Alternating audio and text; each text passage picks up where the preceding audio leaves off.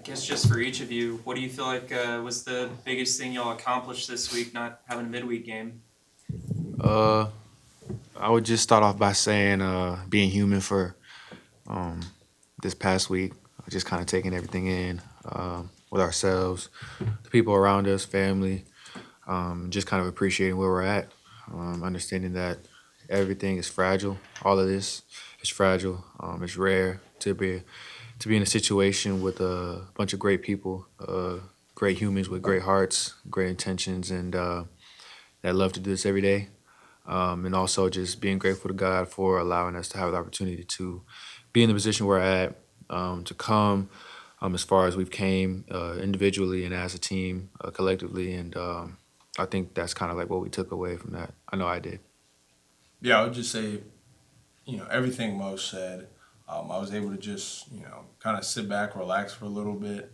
I know this game sometimes, you have stress, anxiety. It causes you, to always kind of be, what's next, what's next, what's next. And so I think for us, like everybody was able to just take a day and be like, all right, what do I need to do? Do I need to go to the dry cleaners? Do I need to wash my dog? Kind of wash my car? And so like, I think that day is healthy for a lot of people. So thankful for the SEC for giving every team a bye week and allowing you to have time to focus back on school, focus on things you need to focus on because sometimes basketball goes so fast you can't really focus that much on it. And so like Mo said, we thank God that this opportunity, this team is so rare um, and the people that we have within the team.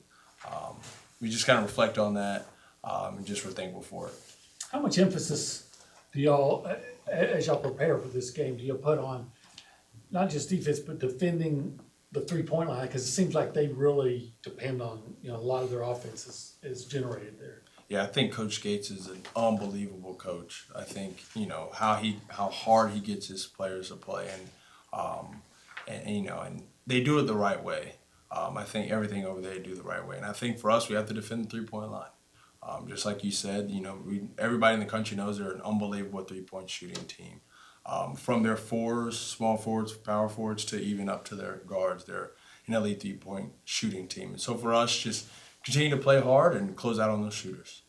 You guys played them twice last year when they really struggled. Just as you've started to scout them, just how remarkable is the turnaround that they've had just one year to the next from where they were last year? Uh, One that goes to show you how good of a league the SEC is. Two, how good these coaches are. You could have a couple bad years and turn around the next year and be one of the top teams, not only in the league but in the country. And it goes to show you that the top players that are coming in and out this league, and I mean, it's. I think that's what the game's about. Just playing at the highest level. That's why we work so hard the way we do, just to be able to, for example, this situation that me, Henry, and this team is in, just being one of the top teams in the country. When year one, year two for us, we were just trying to get into the tournament, and so that just goes to show you the power of work, the power of the coaching staff, the type of coaching staff you have, the quality of players, both as humans and players, and I think it's pretty cool. It's pretty cool to see. Henry, you've really surged the last couple of games. I think it's averaged 13 and 7 maybe the last couple of games. Um, any specific reason for that? How do you keep it going? Just when guys like Mo and Wade and Zurich are getting downhill, and then when H and CJ are hitting their shots, it opens the floor not just for me but for Pharrell and for each other. So having those guys continue to do that, and I have full trust that they'll do that now. You know, go out there and play my hardest, and just rely on those guys. I'm not doing anything special. I don't think I'm just going out there and playing hard. I can't remember if I've asked y'all this, but how much of a turnaround have you seen from Hayden this year, and how important is having him back? Because he could have decided to go do something else instead of use that COVID year. I think it's huge. I'm very close with Hayden. He's been my roommate. He was my roommate for 2.5, 3 years, and so I've got to know him, his mom, his dad, his brother, and his sister very, very well. And I think for him, he's playing with an ultra confidence right now. And it's not just because we're saying Hayden shoot the ball, but it's also the work that he's put in, not just this year, but the years leading up to this. And I think for him, it's unbelievable. I'm happy for him. I don't know what game it was, But that game where he had like 25 or whatever, I was so happy for him, and just see the joy on his face while playing, and we need him. It's not just like we're happy that he's making shots. We need those shots in those games. We need a loose rebound at home against Texas, and so to have him doing those things and playing with great confidence really helps me, and it for sure helps the team. Y'all played so many close physical games the first month of conference play. Just do y'all feel refreshed after a week off? Yeah, I think it was. I think it was pretty good for our bodies. I know for a fact we were able to get some massages and things like that sorted out, and just kind of like chill at home, get with Eddie in the training room whenever we needed it.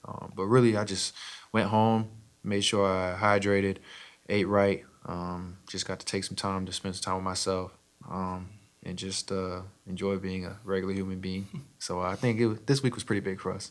About halfway through conference play, how would you kind of evaluate where you guys are as a team right now, and moving forward where you need to be?